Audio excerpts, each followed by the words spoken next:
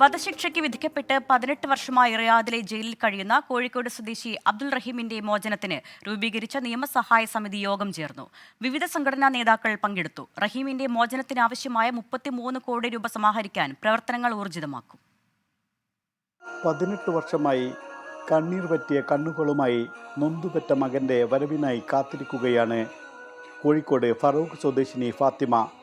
കണ്ണടക്കുന്നതിനു മുമ്പായി മകൻ അബ്ദുൾ റഹീമിനെ ഒരു നോക്ക് കാണണമെന്ന ഈ വയോധികയുടെ ആഗ്രഹം നിറവേറ്റിക്കൊടുക്കുന്നതിനു വേണ്ടിയാണ് റിയാദിലെ പ്രവാസി സമൂഹം കഴിഞ്ഞ ദിവസം ഒറ്റക്കെട്ടായി വീണ്ടും ഒത്തുചേർന്നത്.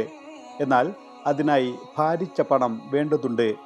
ഒന്നും രണ്ടുമല്ല, 33 കോടിയോളം ഇന്ത്യൻ രൂപ. ഇതിനായി കോഴിക്കോട് കേന്ദ്രമായി രൂപീകരിച്ച നിയമസഹായ സമിതിയുടെ ധനസമാഹരണ പ്രവർത്തനങ്ങൾ വഴി ഇതുവരെ 3 കോടി രൂപ മാത്രമാണ് ലഭിച്ചിരിക്കുന്നത്. ലക്ഷ്യത്തിലെത്താൻ ഇനിയും 30 കോടിയോളം രൂപ സമാഹരിക്കേണ്ടതുണ്ട്.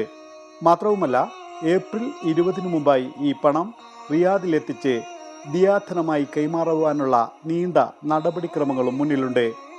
ഏറെ വെല്ലുവിളികൾ നിറഞ്ഞ ഈ രക്ഷാദൗത്യമാണ് റിയാദിലെ പ്രവാസി സമൂഹം സധൈര്യം ഏറ്റെടുത്തിരിക്കുന്നത്. ഫണ്ടിൻ്റെ പുരോഗതി വിലയിരുത്താനാണ് ഞങ്ങൾ വളരെ സജീവമായി ഇന്നു മുതൽ വീണ്ടും ഞങ്ങൾ ഓരോ ഏരിയ ബേസ് ചെയ്ത് അതിൻ്റെ കാര്യങ്ങളിലേക്ക് മുന്നോട്ട് നീങ്ങാനാണ് ഞങ്ങൾ തീരുമാനമെടുത്തത്. കേൾക്കുന്ന റിയാദിലെ പൊതുസമൂഹം ഈ ഒരു രംഗത്തെ ഞങ്ങളെയൊക്കെ സഹായിക്കുവാനും മുന്നോട്ട് വരണമെന്ന് വിനീതമായിട്ട് അഭ്യർത്ഥിക്കുകയാണ്. റിയാദിലെ എല്ലാ സംഘടനകളും വളരെ അധികം സന്തോഷത്തോടെ ഈ ഒരു പരിപാടിയുമായി കൊണ്ട് വളരെയധികം സഹകരിച്ച് രക്ഷിക്കുന്ന ലോകത്തെമ്പാടുമുള്ള മലയാളികൾ ഒന്നടക്കം ഈ സഹോദരൻ്റെ മോചനത്തിന് വേണ്ടി വരും ദിവസങ്ങളിൽ ഞങ്ങൾ കഴിയുന്ന സഹായങ്ങൾ ചെയ്തുകൊണ്ട് നമ്മുടെ ദൗത്യം പൂർത്തീകരിക്കുന്നതിന് വേണ്ടി എല്ലാ മലയാളികളും ഇതിൻ്റെ ഭാഗവാക്കാകണം. തൻ്റെ 26-ാം വയസ്സിൽ റിയാദിലെ ഒരു സ്വദേശി വീട്ടിൽ ഡ്രൈവർ ജോലിക്ക് എത്തിയതായിരുന്നു അബ്ദുൾ റഹീം. കൃത്യം 28-ാം ദിവസം, അതായത് 2006 ഡിസംബർ 24-ന് സ്പോൺസറുടെ ഭിന്നശേഷിക്കാരനായ മകൻ ഫായിസിനെ കാറിൽ കൊണ്ടുപോകവെയാണ് കേസിനാസ്പദമായ സംഭവം നടന്നത്. ഫായിസിന് ഭക്ഷണവും വെള്ളവും ഉൾപ്പെടെ നൽകിയിരുന്നത് കഴുത്തിൽ ഘടിപ്പിച്ച പ്രത്യേക ഉപകരണം വഴിയായിരുന്നു.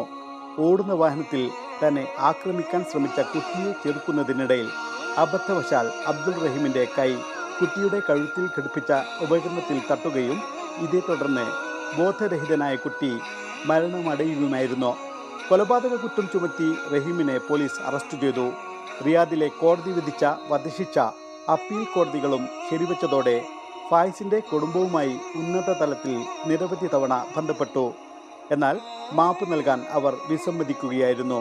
ഒടുവിൽ 1.5 കോടി റിയാൽ ദയാധനം നൽകണമെന്ന വ്യവസ്ഥയിൽ ഫായിസിൻ്റെ കുടുംബം കഴിഞ്ഞ മാസം സമ്മതം അറിയിക്കുകയായിരുന്നു. കനിവുള്ളവരുടെ അടിയന്തര ഇടപെടൽ ആവശ്യമായ ഈ ഘട്ടത്തിൽ ഇതിനായി കാത്തിരിക്കുകയാണ് നിയമസഹായ സമിതി പ്രവർത്തകർ. ഇസ്മായിൽ പയ്യോളി, 24, റിയാദ്.